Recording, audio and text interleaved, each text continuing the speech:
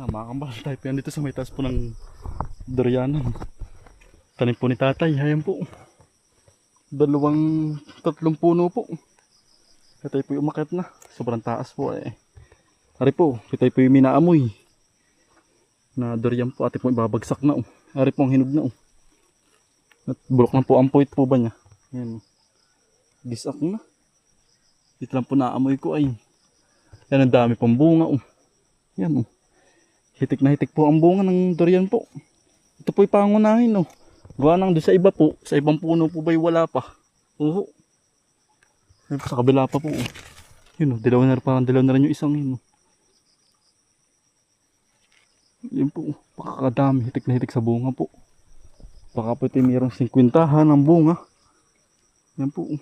Pakakadami. Nasa likod oh. Yan po. Tayo po ititikim. Yan, dami. Pag po kayo natusok po na rin, ay yan, sakit. Iyak. Mari po.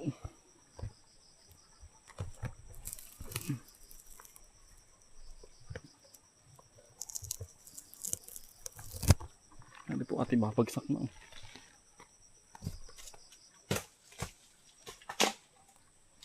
Laglag na.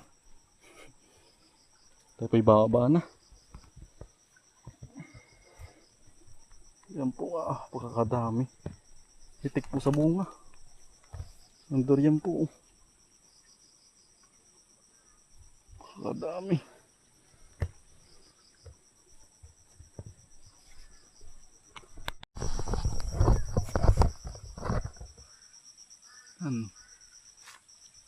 Pantanggal sa bektuary oh. Kaya madali na po magbukas na rin oh. Ito po may guhit. Ayan po, susundan lang po ninyo pagbabaak po.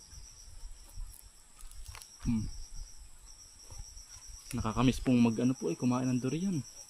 Oo. Yan ang bango pati po.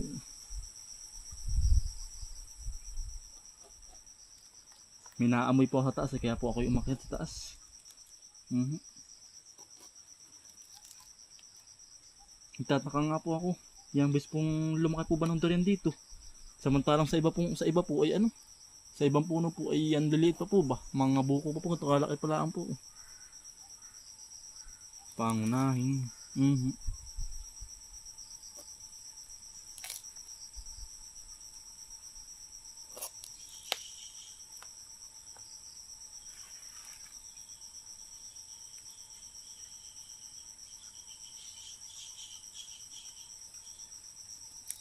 Nangangamoy na po amoy durian.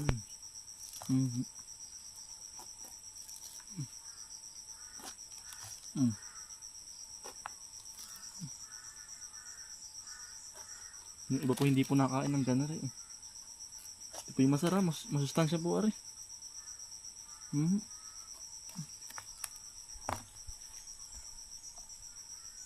Huwag lang po mabagsakan, ay delikado po rin.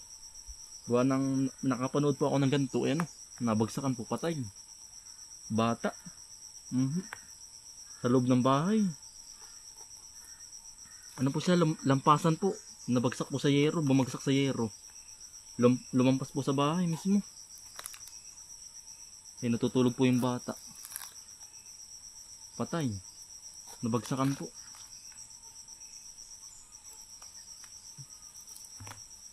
Kaya po wag po kayong tatapat sa mismong puno po pag po kayo kukuha ng ganari. Ito po yung kusang nabagsak din po pag po malakas ang hangin ay delikado. Yan. Tayo po nandito po sa sa area 5 naman po. Ay tayo po maghahagis po ng patawa naman. Bali isang sako lang po tingin hagis. Yung 314 po. Amigo planters. Yan. At sasabog naman ngayon po. Magkasabog naman po tayo ngayon. Talaga pong ngayon po alauna. Alaunang oras kainitan po. 1:31. Ay ano po ating papasan pa paron. Gawa ng hindi po tayo mailusong dito ang motor. Gawa ng ano po, may tubig. Ay baka po lumubog ang gulong. Ay atin pong agantahin ng pasanin hanggang doon. Sa may liputi po. Atin pong hagisan na. Gawa ng nadilaw na po ang puno. Ay kailangan na ano ay. Yung pataba po. Hindi tinapagdala ng tali. Baka namang balagwitin na eh.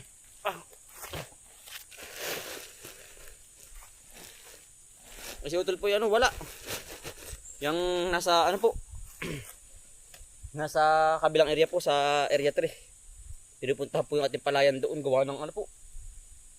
Buos po tayo mag-i-spray. Nang sa damo po ay, ang gamas po ay ngayon po makalinggo na rin. Ngayon po darating na rin kung gamas ng ating palayan doon. Kaya po si utol yan doon, kami po hiwalay. Aba, ay hiwalay nga yan ang ganit, itaas. Aba. Yan ang bulog. Yan ang bulog po ay. Talagang musadyang mabigat lang po talaga. Ate pang balagwit na ari. Baka rin may 50 kilos wari ko. Aring ating na ano po. Na pataba. 50 kilos. Ano po ating palay Ari po ito yung spray din na rin daan Patay na po, anda mo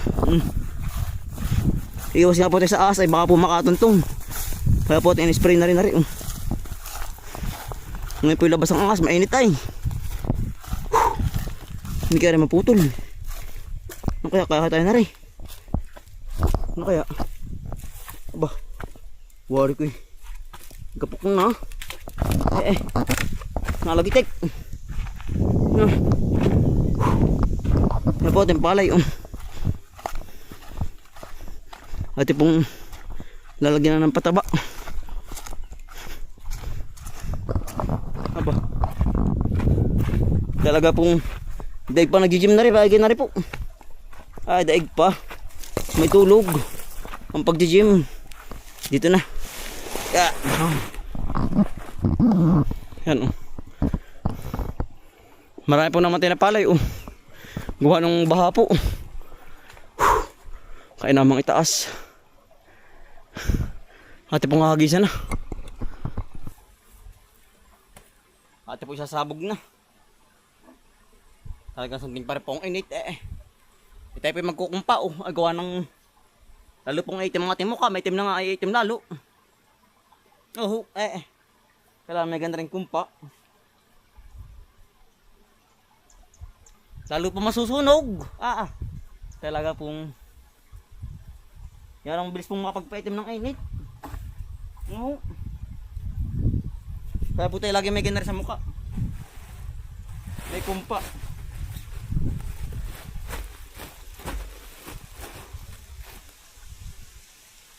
Ate po sisimula ng hagisan.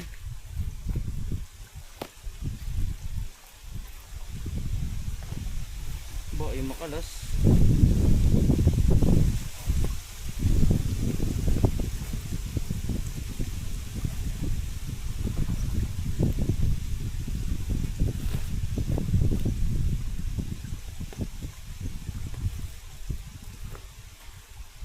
Ayaw makalas.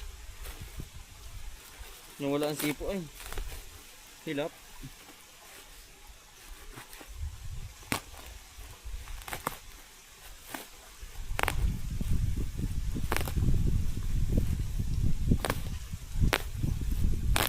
Yun.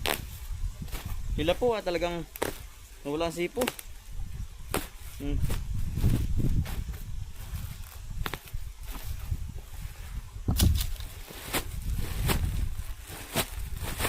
Simula na po tayo.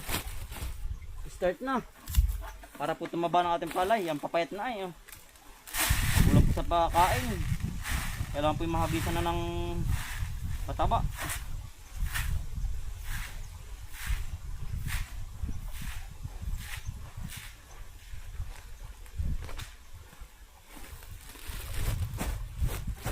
Mabuhal ay. Iya. At pumatang unahin na rin. Para taknog.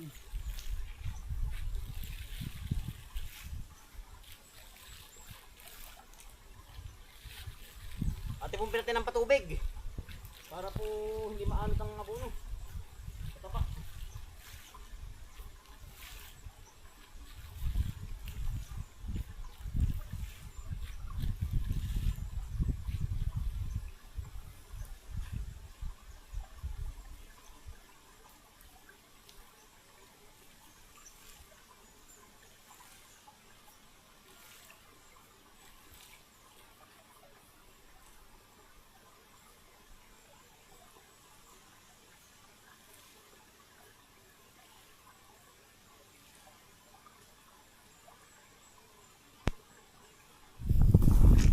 Atin pong lilimit-limitan po ang hagis para po madali pong kumapal, lumago ang palay. Yan.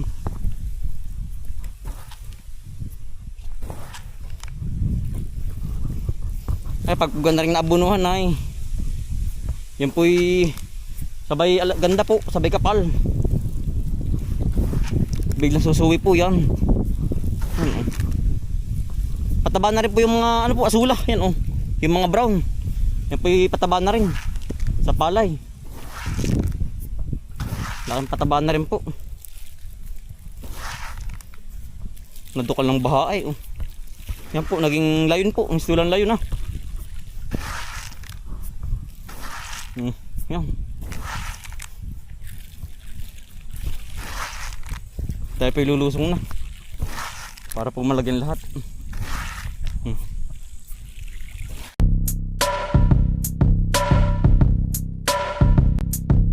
Dalikan ng mga kakambal, samahan natin si Bomboy at si Bombay dito sa Bomboy, Bomboy, Bomboy, Bomboy Vlogs, Bomboy Vlogs. Dalikan ng mga kakambal, samahan natin si Bomboy at si Bombay dito sa Bomboy, Bomboy, Bomboy, Bomboy Vlogs, Bomboy Vlogs. Pangumuhanan nyo ulit paghahapay ng saging, pagdidilig ng mga halaman at paggamas ng kaingin. Mga alagang hayop ay mabilis nilang paramihin. Kapag merong itinanim ay merong kang aanihin. Mga diskata sa panguhuli ng isda sa tubigan, mga dalag na nasalongga ngayon ay naglalabasan. Pagluto ng pagkain sa tanghalian at tapunan, yan ang diskate ni Bomboy at Bombay.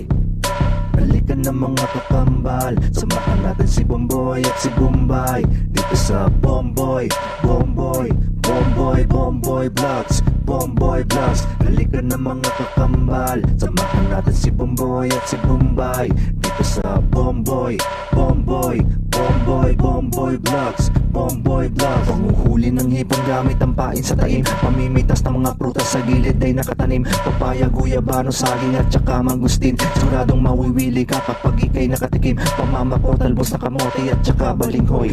Pag-aani sa palayan ni Bombay at ni Bomboy, pagtuturo sa mga aso na pesta'y itaboy. Kanyang kasipag ang mag-utol na Bombay at Bomboy.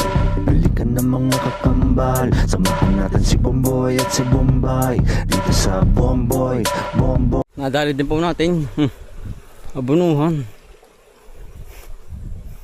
Yan po pag may 2 linggo po, gagamasan na natin yan. Gawa ng ano po. Malago na po ang palay. Oh. Mabilis pong lumago. Pag po gantong mainit. Yan ang ganda na po. Unang abuno po yan, ating hinagas ngayon. Yan ang dali din po. Talagang saglit lang din maghagis ng abuno. Tayo po'y pauwi na. Hapon na naman po. At pong kinapalan po ng sabog. Yan po pag may 2 araw ito noon na. Madali din po mga ito noong ganyang abuno po. Oh. Yan po yung magdamagaya. Laking lambot na po. Laking hilulumbo. Nasa niyog. Hilulumbo po. Ay tayo po yung magdadala ng panggata sa bahay. Gawa ng permeng said po ang gatang niyog sa bahay ay. Oh, ayan oh. Ito po yung nakabagat din ng laglag po. Isang buwik oh. Natubo na po man din. Ayan oh. Ang ganda ng alog. At ipatadal pa bahay. May rin pong maigata. Ang ganda. Ilan ito? 1, 2, 3, 4. Yeah. 5 piraso po. At isisilid sa ano, sa sako. May giri po maikita sa bahay. Oh. Are pa oh. Tayo naman po may motor oh. At pong itatali sa motor. Yan oh. Bali pito po. Yan oh. Ari-ari pa may tubo.